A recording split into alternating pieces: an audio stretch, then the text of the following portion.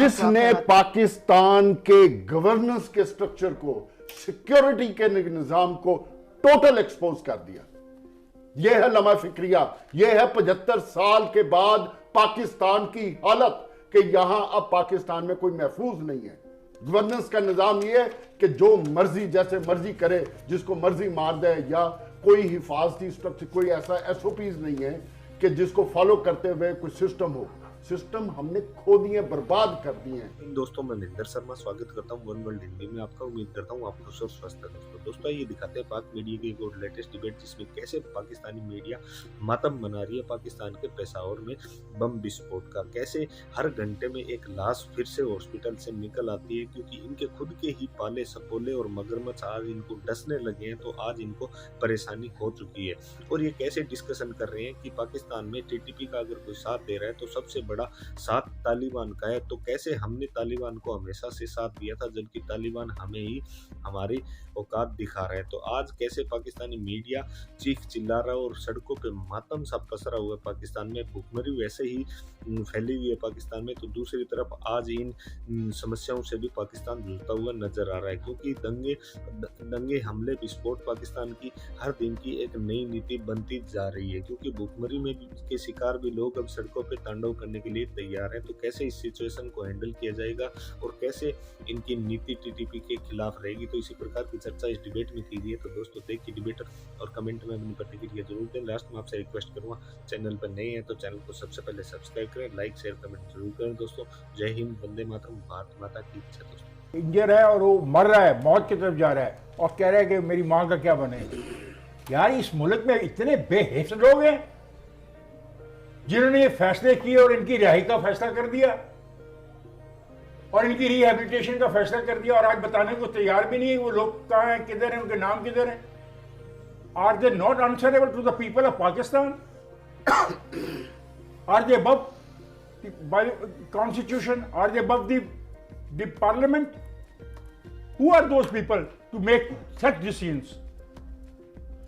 इस किस्म के बेरहम दहशतगर्दों को छोड़ना, उनको रिहेबिलिटेट करने का फैसला करने वाले लोगों के बारे में मैं इस फॉर्म से सवाल उठाता हूं कि उनको कम से कम उस डॉक्टर की तरह ही कोई एहसास हो जाए जिसकी आंखों से आंसू निकल आए। हालांकि कहा जाता है कि डॉक्टर बेहिस होते हैं क्योंकि जिंदगी और मौत हर लम्हे उनके हाथों में होती है, और इतने ही एहसास कर लो, बता दो कि जो गलती तुमसे हो गई है उसकी नौयत क्या है, ताकि ट्रैक डाउन किया जाए बाकियों को। न करो यार ये खिलवाड़, डोंट सपोर्ट इट प्लीज।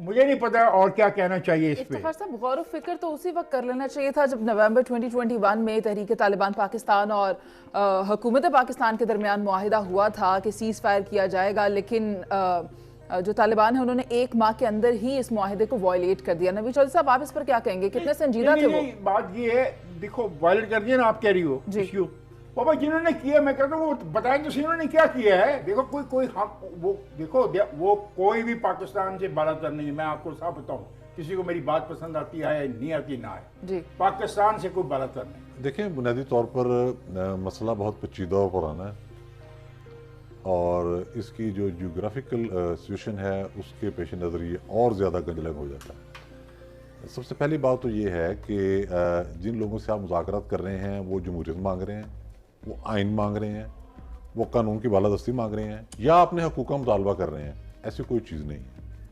वो कहते हैं कि हमारे पास गन है, हमारे पास लड़ने की सलाहियत है, हम अपनी बात मनवाएंगे, ये चीज़ है सारी। अब इसमें आपने क्या करना है, इसमें आपने रेट ऑफ द स्टेट कायम करनी है हर सूरत।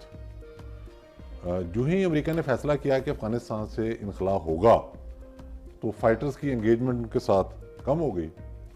उसी वक्त से KPK के अंदर टेररिज्म के वाक़यात में इजाफा होना शुरू हो गया था।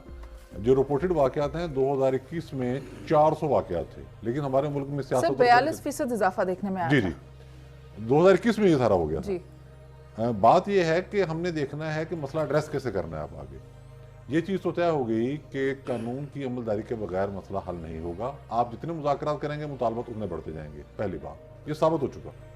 दूसरी बात ये है कि आपके पास मिसालें हैं, एक हम ईस्ट में आपकी देखते हैं कि जब सिख इंसर्जेंसी हुई और बहुत बढ़ गई, आपने देखा, तो उस पर फिर चाहे वो गोल्डन टेम्पल हुआ, चाहे कोई घरों के अंदर क्रैकडाउन हुआ, जो भी हुआ, इंडियन हुकूमत ने जब उस पर काबू पाया वो उसी वक्त पाया जब रियासत ने मुकम्मल ताकत इस्तेमाल की।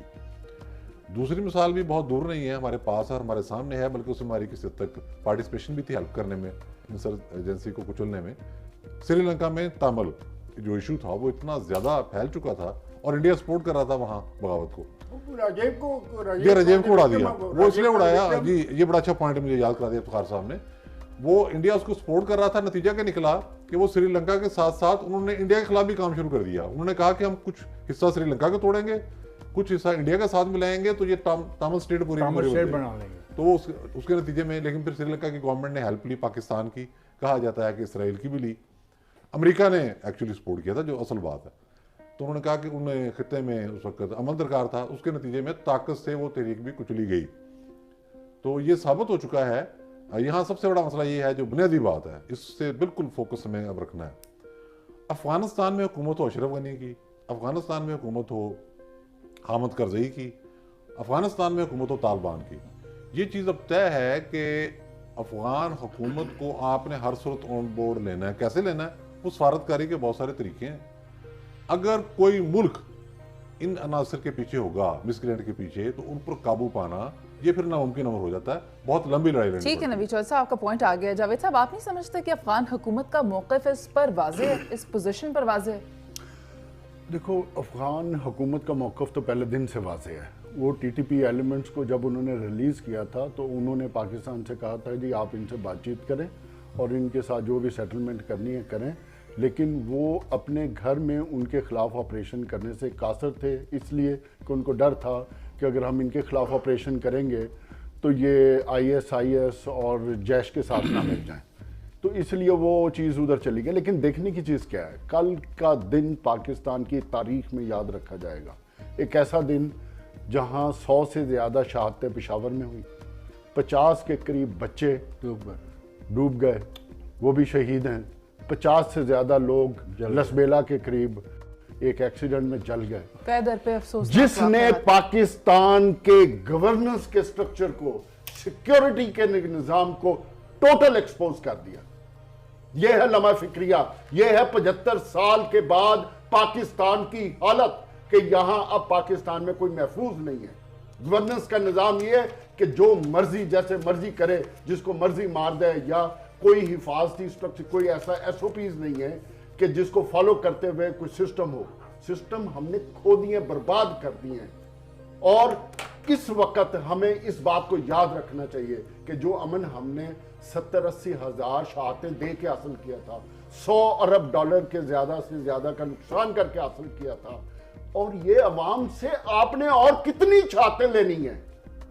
ये मैं हुक्मरानों से पूछ रहा हूं जो इस मुल्क को पिछले 75 साल से गवर्न कर रहे हैं, ताकत रखते हैं, सियासत कर रहे हैं, जिनको अपनी ताकत और अपनी सियासत के खिलवाड़ से फुर्सत नहीं है कि पाकिस्तान डूब रहा है। मईशत की हालत आप देख लें, आज IMF को आप प्रेजेंटेशन दे रहे हैं कि और कितना बर्बाद होना आपने।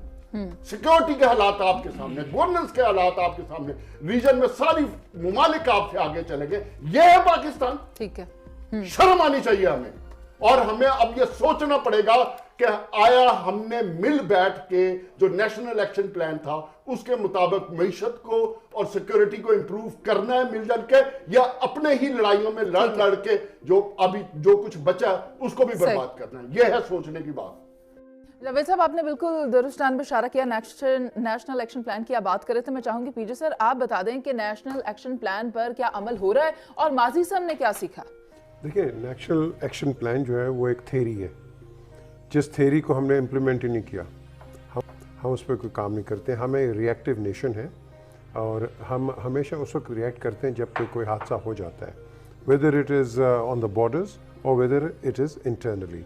वेदर आपकी बिल्डिंग गिरती है तो आप रिएक्ट करते हैं, वरना उससे पहले you don't, you are in total sleep. Pakistan की सबसे बड़ी जो प्रॉब्लम है, देखें ये तीनों मेरे भाइयों ने एक बड़ा अच्छा एक अपना एनालिसिस दिया, ये बहुत बड़ी किताब है। इस किताब के अंदर एक चैप्टर है कि क्या पाकिस्तान में किसी के पास डेलीगेशन ऑफ अथॉरिटी है? नहीं है। आपका चीफ मिनिस्टर जो है वो डिपेंडेंट है प्राइम मिनिस्टर पे, प्राइम मिनिस्टर डिपेंडेंट किसी और पे, नीचे जो आपके जो लोग आते हैं वो किसी और पे। और ये जो एक कैंसरस लाइन है, इसके अंदर हमारी जो आप कह लो ना नेशनल एक्शन प्लान, ये इम्प्लीमेंट हो ही नहीं सकता, क्योंकि आपने हर जगह ऐसे वो चेक्स एंड बैरियर्स लगाए हैं कि आप कहीं काम पाकिस्तान में कर नहीं सकते। क्वेश्चन इज कि प्रॉब्लम क्या है? हमारी गवर्नेंस का। हमारी गवर्नेंस बहुत पुअर है, बहुत गंदी है, और यही वजह है कि हम आगे चलते नहीं है, इकोनॉमिकली भी नहीं चलते। But national action plan sir is the only way forward. देखिए, यही एक आपके पास डॉक्यूमेंट है जिसको इंप्रूव करके सारे मिल बैठ के लॉ इन्फोर्समेंट एजेंसीज और पुलिस मिल के कर सकते, इंटेलिजेंस एजेंसीज आगे बढ़ सकते हैं। Very good. आपने और कुछ कहना? मैं देखें, बात यहाँ है कि जो आपके फॉर एग्जांपल ये अब आपके पुलिसमैन ये जो शहीद हुए, मैं इनको कहूँगा कि because they were in the line of duty, क्या आपने सोचा है इनकी फैमिलीज की फाइनेंशियल रिहैबिलिटेशन कौन करेगा? क्या आपने कभी सोचा है? आप करेंगे वो सफाई? और फिर क्या होता है अगर आप नहीं करेंगे इफ्तिखार साहब, उसके बाद आपका कोई पुलिस वाला काम नहीं करेगा। जहां भी एक्शन हो रहा होगा police will not go there, because उसको पता है उसने अगर वो मर भी जाता है बेचारा तो पीछे उसकी फैमिली क्या करेगी? सो द क्वेश्चन इज, हमने अपने आप को रीएवैल्यूएट करना है, रिविजिट करना है अपने सिक्योरिटी पॉलिसीज को, क्योंकि हम नहीं करते और हम रोते रहते हैं हर जगह। जो भी गवर्नमेंट होती है हम उसको इसके तनकीद का निशाना बना देते हैं। I think we need to be changing our direction towards a positive line. आप बिल्कुल दुरुस्त कह रहे हैं, नेशनल एक्शन प्लान पर और पर अमल दरामद करने की जरूरत है। और जैसा कि नवीद चौधरी साहब ने कहा, जितने मुज़ाकरात आप उनके साथ करेंगे, मुतालबात उनके उतने ही बढ़ते चले जाएंगे। रेट ऑफ द स्टेट को जो भी अनासर चैलेंज करें उनके खिलाफ